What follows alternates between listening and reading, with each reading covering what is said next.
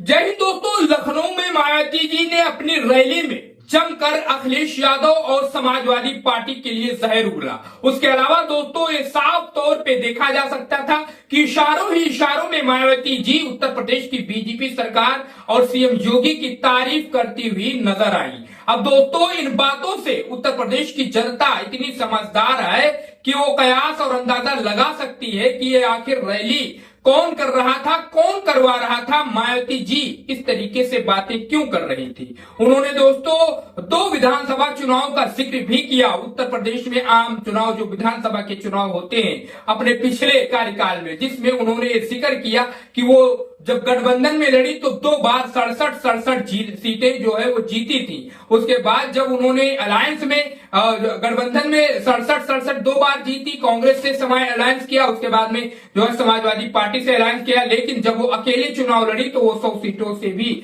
ज्यादा उत्तर प्रदेश में जीत कर आई। दोस्तों तो अगर ऐसा है मामला कि गठबंधन में चुनाव नहीं जीतती, उन्होंने साफ तौर पर कहा कि उनके वोट तो दूसरी पार्टियों के लिए ट्रांसफर हो जाते हैं, लेकिन जो दूसरी पार्टियों के वोट हैं वो मायावती जी को नहीं मिल पा रहे। यही मकसद था मायावती जी के कहने का। लेकिन दोस्तों अब आप खुद अंदाजा लगाइए कि मायावती जी अगर इस तरीके से बातें करती हैं तो जो पिछला चुनाव गठबंधन में लड़ा गया था समाजवादी पार्टी, कांग्रेस और बीएसपी के द्वारा लोकसभा का, उसमें मायावती जी लगभग 12 से 13 सीट पर उन्होंने जीत दर्ज की थी उत्तर प्रदेश में। उसके अलावा समाजवादी पार्टी को 5 सीटें मिली थी, उसके अलावा कांग्रेस को 2 या 3 सीटें मिली थी। जब दोस्तों 2024 के लोकसभा चुनाव में मायावती जी अलग होकर चुनाव लड़ी, इंडिया गठबंधन में नहीं आई, तो दोस्तों आप नतीजा जानते हैं कि बीएसपी और मायावती जी का खाता नहीं खुला उत्तर प्रदेश में। उसके अलावा दोस्तों जिस तरीके से उन्होंने अपनी बातों को मंच पे रखा लखनऊ की महारैली में, बीएसपी के रैली में,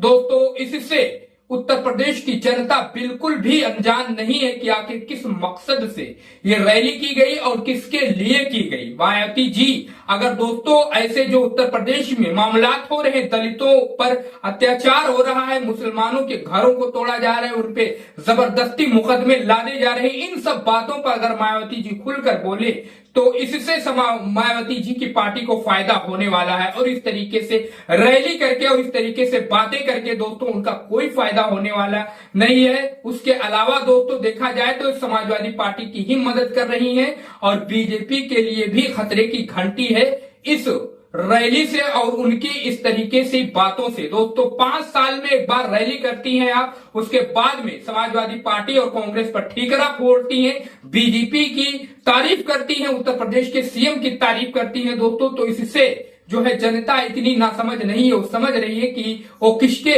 उत्तर प्रदेश में वो किसके इशारे पर काम कर रही है। दोस्तों इस खबर पर मायावती जी की बातों पर तो जो लखनऊ में महारैली हुई है बीएसपी, उस पर अपनी राय बताइए दोस्तों कि आखिर किसके इशारे पर ये रैली हुई या फिर मायावती जी के ही तरफ से ये प्रस्तावित रैली थी। कमेंट करिए, अपनी राय बताइए, चैनल को जरूर सब्सक्राइब करिए, वीडियो को ज्यादा से ज्यादा शेयर करिए। मिलते हैं किसी दूसरी खबर के साथ।